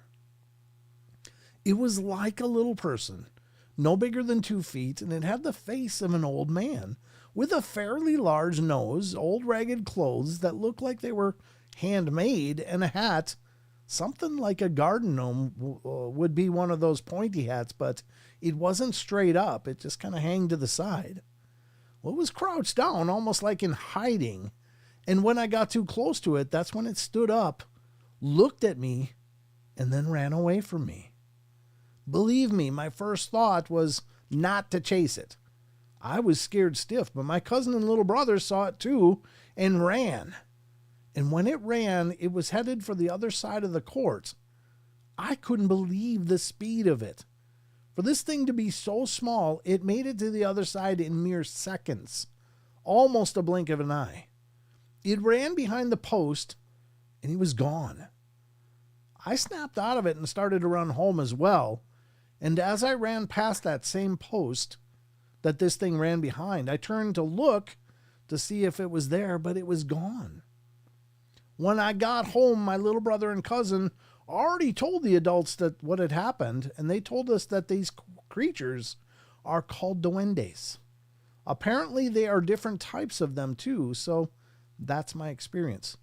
And honestly, that's something I love about the Hispanic culture. It's not the adults going, oh, it's just your imagination. You just saw something. You were imagining that.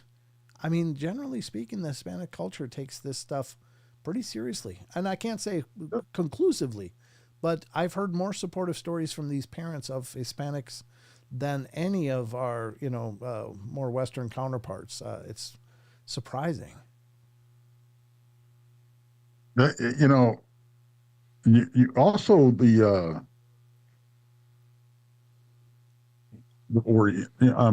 almost said that word.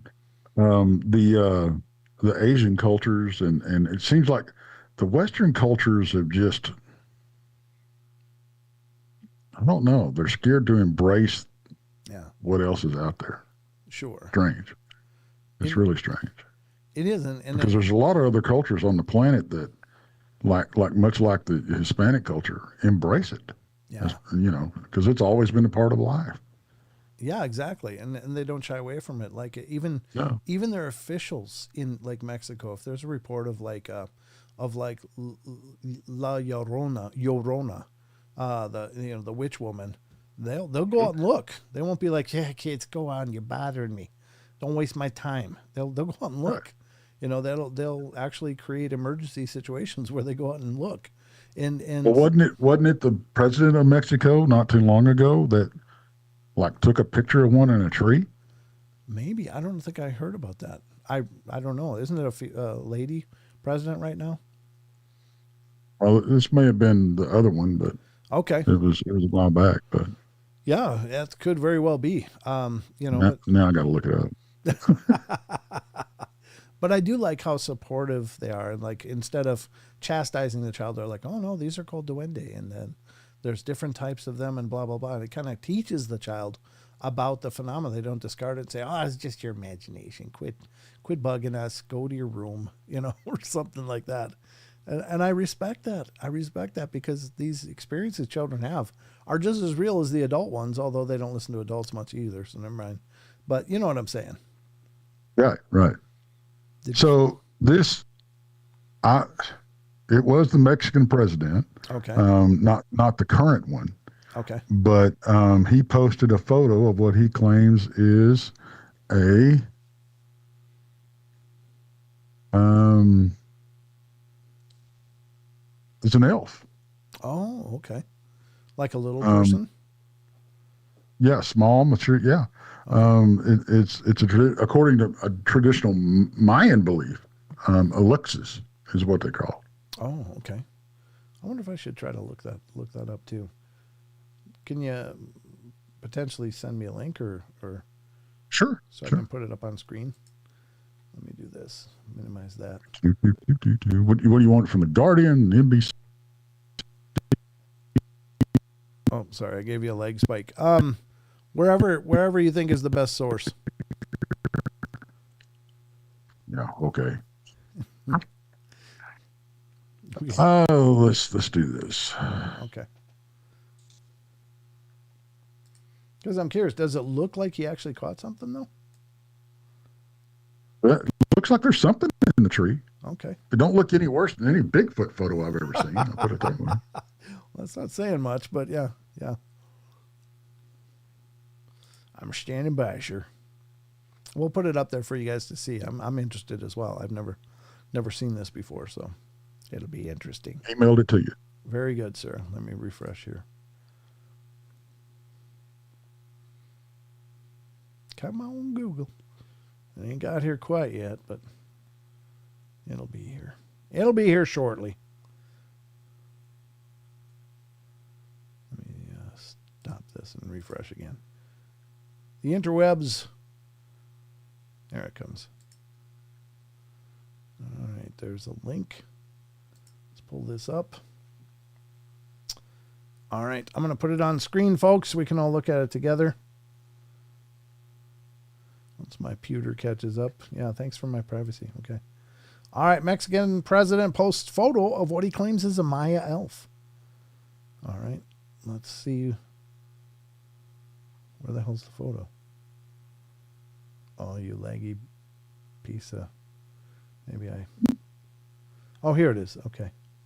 Oh, look at that. I don't speak Spanish, so I can't read you what it says. The first image is at least 2 years old. It was not taken recently as this tweet suggests. La Prima Imagine. Okay. Article from 2021 about it. Okay, well, let's pull this up. See if I can get a bigger version. We're going to X on this, but let's have a peek eventually. Here it comes. All right, let's click this and get a bigger image. Oh, yeah. You know, I think we did cover this on the show a while ago. Can I blow it up at all? Or no, it doesn't look like it. I can retweet it, though. But there you go. Yeah, that's something up in the tree. It's hard to... It looks like it's got a lot of white hair. Yeah.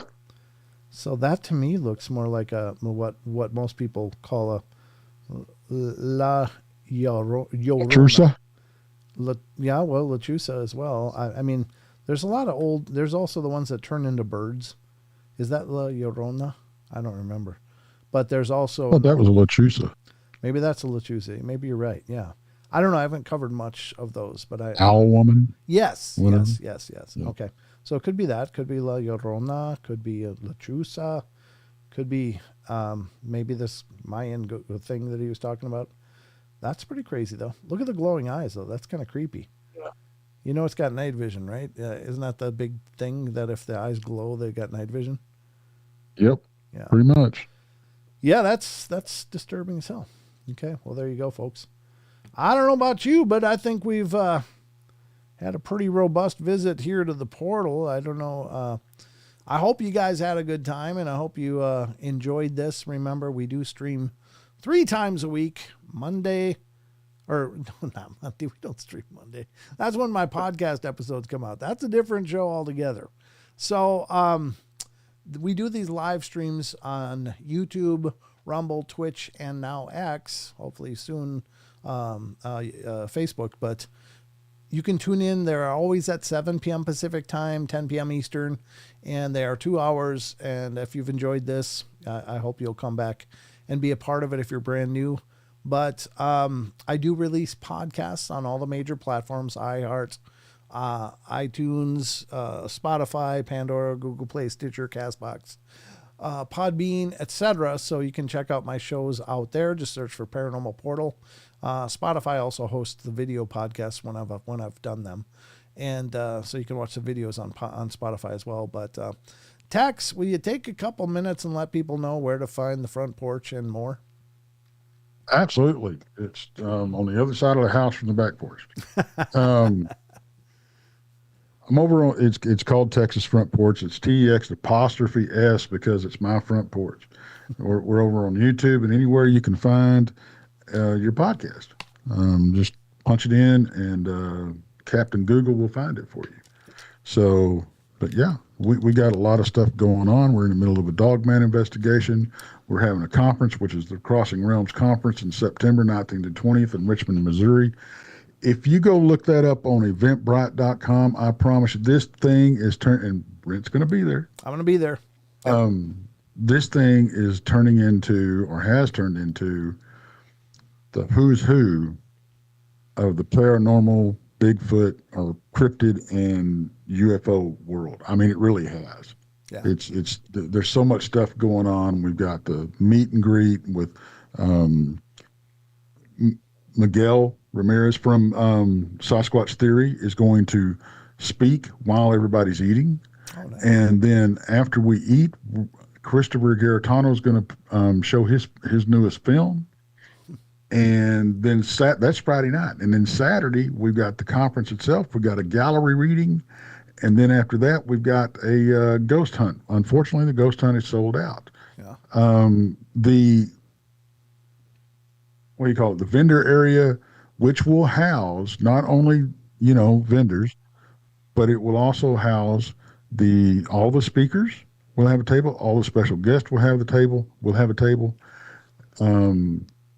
That's for free. You can come in and rub elbows and hobnob all you want for nothing. Very cool. Yeah, I'm looking forward to that. That's going to be next September, folks. So if you're in the neighborhood, if you're able to be in that neighborhood, please come and join us and take part of the festivities. It'll be a great chance to say hello to you. I love the opportunity to meet people that are out here listening to me all the time. And it's just a rare pleasure of mine. And, I'll take pictures with you. It's my pleasure. And Tex, you'll be there. Bigfoot Michigan Rob will be there. Krista and Brandy will be there from Bonds and Booze. And Paranormal Paul will be there from Paranormal Among Us. Monica. Daniel Diva, Jason McLean, Randy Gilbert. Monica. Donnie Cho. Donnie Cho. Yeah, I mean, there's just going to be a whole host of people over there, folks. So if you can make that, please do. Come and say hello to all of us. Hang out with us. And, I hope to see you guys there. So that'll be coming up in September. I'm going to be doing as many conferences as I can this year. I'm trying to get out and move around and get out to different parts of the country just to make it easier. Because generally speaking, I've only done local ones to me, up to 14 hours drive away up till now. But I'm going to go further. I'm going further this year. And that's certainly one of the stops. And again, that's in Missouri. And so, or Missouri, as some people in Missouri say. And there you go. We'll have a good time. And you might, if you hang out with us, you might catch Tex doing some karaoke. I'm just saying, it's possible. Absolutely. All right, folks. So that's going to wrap it up for us tonight. Again, watch for the podcast coming out Monday. And I don't know what else to say, but thank you so much for being a part of the journey. Remember, we love you all. Be good, be kind, be nice. Take care of each other. Help each other out. Find the magic in every day. And remember to laugh as much as you can. And I will see you next Wednesday for sure, but watch for the podcast on Monday. And until then, have a great week. Love you guys. We'll talk to you soon.